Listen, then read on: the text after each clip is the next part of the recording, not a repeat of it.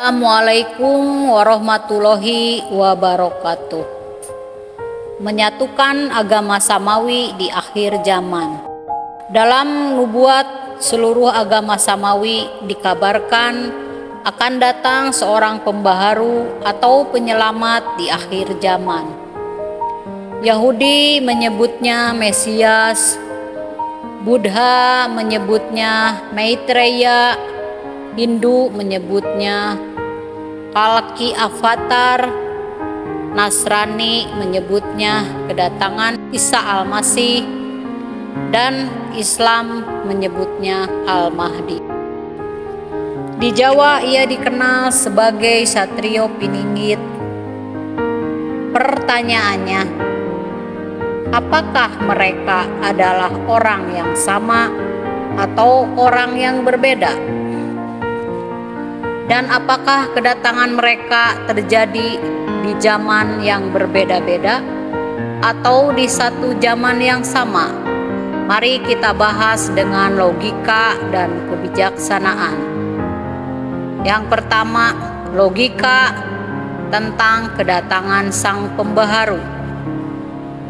Jika kita melihat sejarah, setiap agama samawi memiliki channel, wasilah, atau perantara yang dibawa oleh satu orang di zamannya. Misalnya, Nabi Musa membawa Taurat untuk Bani Israel, Nabi Isa membawa Injil untuk umat Nasrani, Nabi Muhammad Shallallahu Alaihi Wasallam membawa Al-Quran untuk seluruh umat manusia.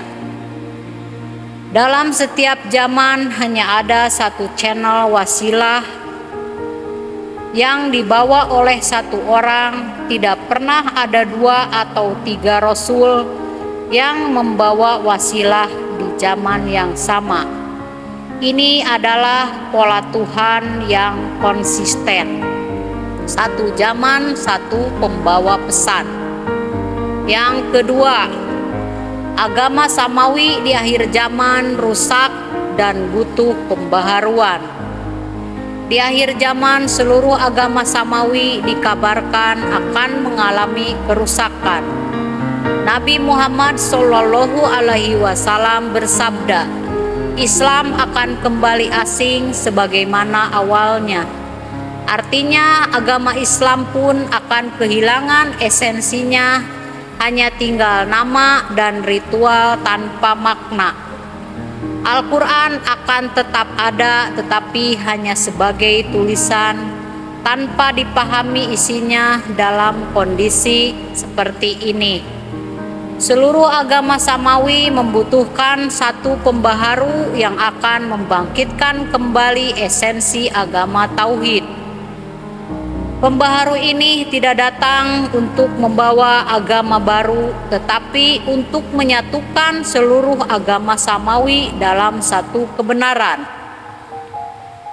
yaitu agama tauhid. Yang ketiga, satu pembaharu, satu zaman. Logikanya, jika di akhir zaman seluruh agama samawi rusak, maka hanya ada satu pembaharu yang akan datang. Ia tidak akan membawa merek agama tertentu karena agama-agama tersebut sudah tidak relevan. Ia akan membawa agama tauhid yang menyatukan seluruh perspektif agama samawi. Buddha, Maitreya, Kalki Avatar, Mesias, Isa Al-Masih, Al-Mahdi, dan Satrio Piningit adalah orang yang sama. Ia datang di satu zaman yang sama, bukan di zaman yang berbeda-beda. Ia membawa metodologi agama yang menyatukan seluruh agama samawi. Ini sesuai dengan pola Tuhan yang selalu mengutus satu pembawa pesan di setiap zaman. Tidak mungkin ada 2 atau 3 pembawa wasilah di zaman yang sama. Yang keempat, menyatukan perspektif agama samawi. Pembaharu ini akan menyatukan seluruh perspektif agama samawi yang selama ini terpecah-pecah ia akan menunjukkan bahwa Tuhan yang disembah oleh semua agama samawi sebenarnya adalah Tuhan yang sama. Meskipun namanya berbeda, Yahudi, Nasrani, Islam, Hindu, dan Buddha memiliki kode iman yang sama, percaya kepada Tuhan, kitab, rasul, malaikat, hari akhir, dan qadar. Perbedaan hanya terletak pada cara penyampaian dan praktik ibadahnya. Dengan memahami ini, kita bisa melihat bahwa agama Tauhid adalah agama yang menyatukan seluruh agama samawi. Ia adalah agama yang abadi, tidak terbatas oleh ruang dan waktu. Yang kelima, tugas umat di akhir zaman.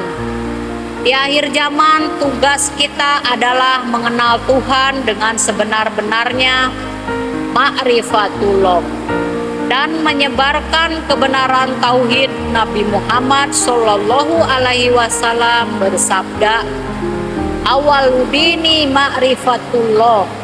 Artinya, awal agama adalah mengenal Allah.